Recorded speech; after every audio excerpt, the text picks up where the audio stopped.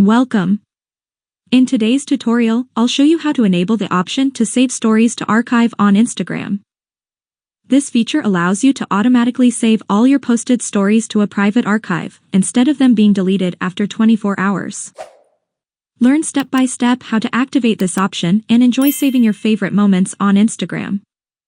First, open your Instagram app and log into your account.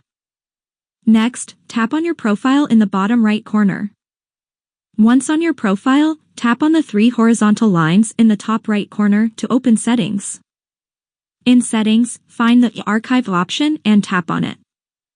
Here, all your posted stories will be saved after enabling this option.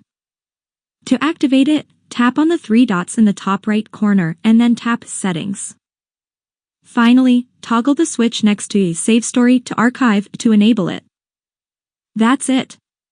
After 24 hours, all your posted stories will be saved to the archive instead of being permanently deleted. Thank you for following this quick and easy tutorial. If you found it helpful, don't forget to like the video and subscribe to my channel for more useful tips. See you in the next video.